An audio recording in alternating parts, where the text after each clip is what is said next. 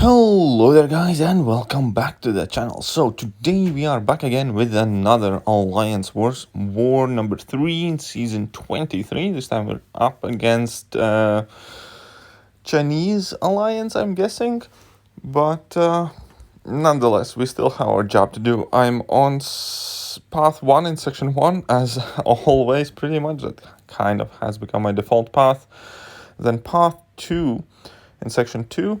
And we're gonna have quite a bit of mini-boss action as well. So overall, I do have fairly busy war. And we can see the mutant booster here are active from my previous stream where I did Sabertooth in Labyrinth of Legends. So they're not really gonna come into play, seeing that I'm not really using mutants for anything right now. And this war also will kind of highlight my laziness to a degree, because I had Suicide Masteries active and I didn't want to take them off, even though I probably should have for some of the fights. But still, we're gonna manage to get through our fights just fine. So this first one is Arc Overlord Mojo with Vigorous Assault, but Quake can shut down that Arc Overlord altogether completely, and in that case it just becomes regular Quake Mojo fight. And that is what we can see right here. It's a very simple, straightforward fight. Half a minute in, he's already halfway down. Quake has class advantage. And we can also notice that there will be no stubborn this war, because this is second war that we're going up against Protect Global.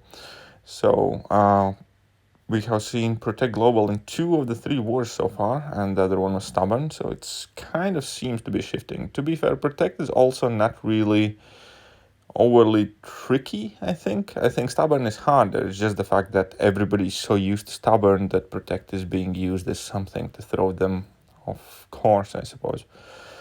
In this case, us, but I personally love seeing Protect Global. That just makes the fights easier overall. There are some very tricky fights you can set up using Protect Global, but all in all, overall, I do think that Stubborn is definitely the trickier defensive tactic to go up against. It's just that everybody is so familiar with it right now. And now this second fight is Masochism Stealth Suit SpiderMan. I'm not going to play it perfectly by any means. I will kind of like ruin my chances, I guess, for plenty of heavy attacks when I'm not going to realize that he's actually like stunned or not, because that's kind of annoying bit when you're using Magneto against metal on Masochism, because you have 70% chance for your parry to land, but there's 30% chance for it not to land.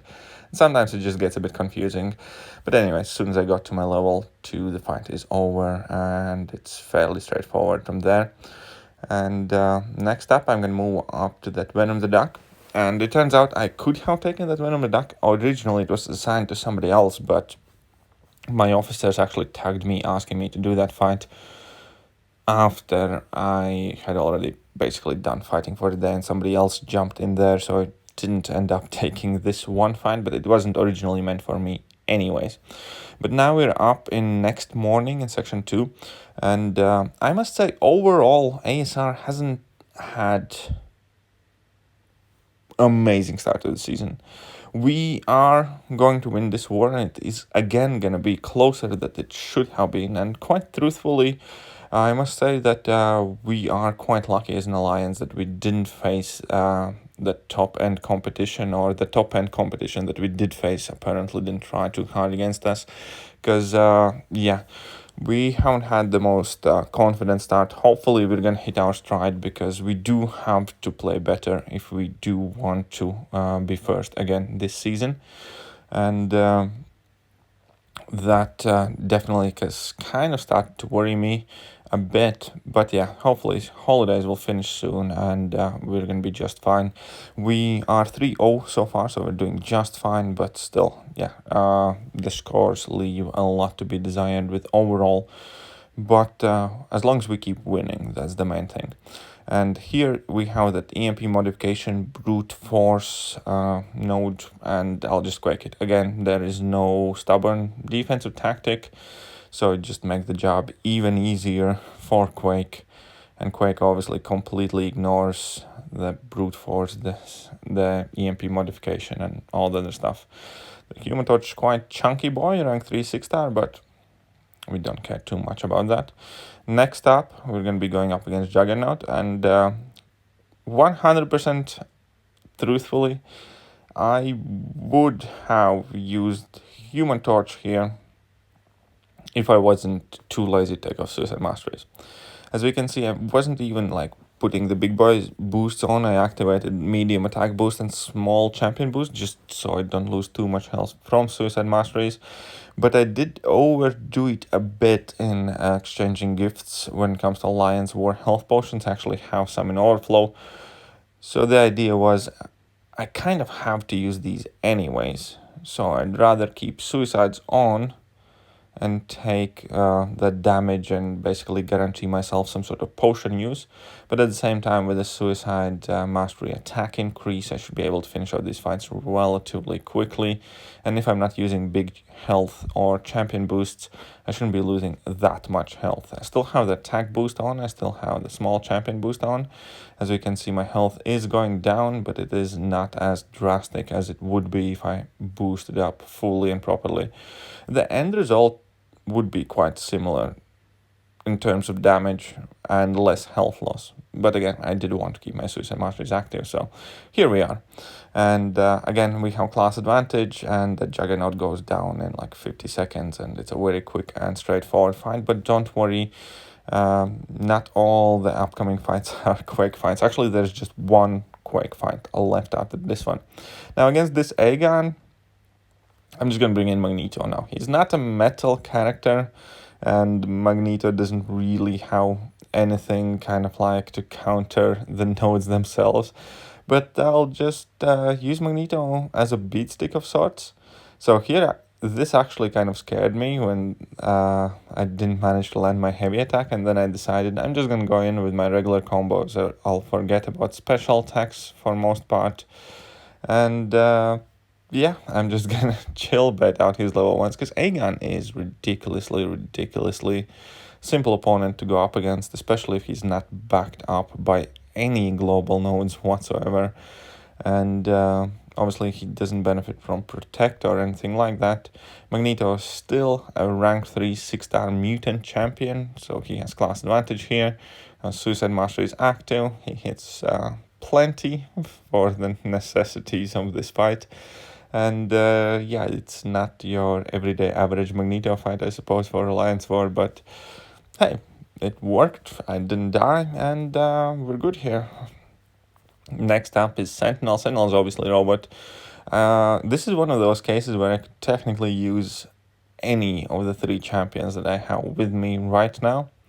But I'm going to go in with Magneto just because I will not be using Magneto for any of the fights later on. So any health that I will lose in this fight is going to be irrelevant for most part, because yeah, I don't have to use Magneto after this anymore.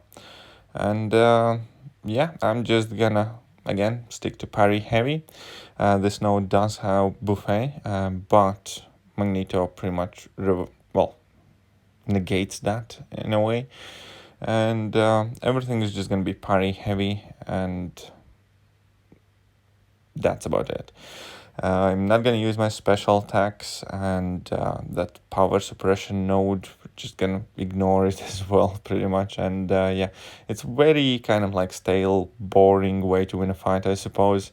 I could have brought in Human Torch, and then I could build up some smolders and reverse some buffet healing even more, and Quake would do a phenomenal job as well. But as I said before, it's just because I will use Human Torch and Quake for my next fights, but I will not use Magneto, so it kind of made sense in my head just to bring in Magneto here. Plus, obviously, since Sentinel is a robot champion, it's a very safe fight. I would have to mess up a lot to actually die in this fight, especially if I don't push him to level 2, which is the thing that I'm trying to avoid, because even if he catches me with a heavy attack, Magneto is like shock resistant, even if it does trigger. And yeah, you'd have to do a lot of things wrong to lose this fight in particular. And he's at 5% here. I'm just going to drop like another heavy attack. I'll bait out his level 1 first. So let's get in that parry, drop 1 heavy attack. He's 2% last heavy attack, and jabs a good one. So not a perfect fight, not the most exciting fight, I get it, but still good enough. So next up, we can see that somebody's moving up there on path 3, and I have my mini-boss fight, so I asked a teammate if he could taxi me to my mini-bosses, and somebody very nicely agreed. So against this Hulkbuster, he has Rage, he has Extend, he has Return Policy, and he's protected by Protect Global. So for this fight, I'm just going to bring in Quake. I'm going to give Quake a health potion. I'm actually going to give her the little one, not the big one, because she doesn't need that much health. And I still have my 15% attack boost. Decide that's going to do for this one, because I do have the 60% attack increase from Suicide Masteries. And on this node, Quake's damage is capped anyways. Quake doesn't trigger the Fury buffs and doesn't let the opponents go unstoppable, but she does not get around that 2.5% damage cap per aftershock, basically. So this fight is going to be slightly longer than your average Quake fight. We can see that he's going down well enough, but not as quick as the rest of the opponents. First 30 seconds of the fight, he lost about 20% of his health. So I do know that I will have well more than enough time to finish out the fight. I just also realized that it's going to take me a while longer. So we can see 50 seconds, we have taken down 40% of his health. So 2 minutes should be around the time this fight will last, and that's not really the worst fight for Quake. I think about 3-minute mark is where the fights get tricky, where your fingers get tired, stuff like that. If you can Quake anything down in a minute, that's very elementary, very simple fight. If the fight lasts 2 minutes to 3 minutes, that's decent length, but still nothing to stress out too much, especially if you're not doing a lot of quaking consecutively. Any fight that lasts longer for 3 minutes, I find, is when your fingers kind of start to get tired, and you typically tend to get messier and sloppier and stuff like that. But yeah, I wasn't like too worried at all. We can see that at this point he's at like 14% health, 3:15 left on the clock, more than enough time. He also didn't trigger his Arc Overload because of concussion, so that's one less thing to worry about. No healing for him, and you can always just stun him, and then you can switch it off as well. And yeah, just under 3 minutes left on the clock, and the fight is over. So next up, I'm gonna have a very, very bad fight against this Dormammu. I'm actually gonna scare myself a bit, because, well, I am going to go and remove Dexterity, but the mini-boss that I'm going to be going up against does have Power Focus 1 and Unblockable Special 1. And even though I was well aware of it as I was about to enter the fight, for a brief moment there, I will kind of forget about it. And I'm going to just do my regular thing where I try to parry the first hit of that special attack to gain an extra smolder charge. And obviously then he's gonna wreck me a bit in the face, which is gonna be annoying. So I got hit there. I think I'm gonna get tagged one more time somewhere at some point. Yeah, here when I dash in. And just like that, immediately this fight actually got quite scary very fast. But I'm still remaining calm. It should be perfectly fine. I can see that he's not gaining much power at all past that 1 bar, and after the level 2 the fight's pretty much over. So it definitely was quite woefully awful fight. I have to say thanks to the fact that the Human Torch was a rank 3 6-star, and it definitely could have been quite dicey, but we didn't die, so all good, right? Now I do need to pay a bit more attention, and it wasn't a great fight. I ate a level 1 and then dashed in. But anyways, for this fight, this is actually probably the biggest mistake of the war, where I activated the flame on, because it turned out that my alliance could have used my help on the Apocalypse boss later on if I had a flame on ability, but I didn't. Second mistake here was the fact that I activated the Indestructibility 3 boost, because I thought better safe than sorry. But as we can see here, at this point, the amount of damage that we're doing and that power sting damage, man, there was literally no need for that. Anyways, so that is it for me today. I hope you guys enjoyed the war. As I said, we won, and yeah, I'm gonna catch you guys soon. See ya. Hello there, guys, and welcome back to the channel. So we have all the information about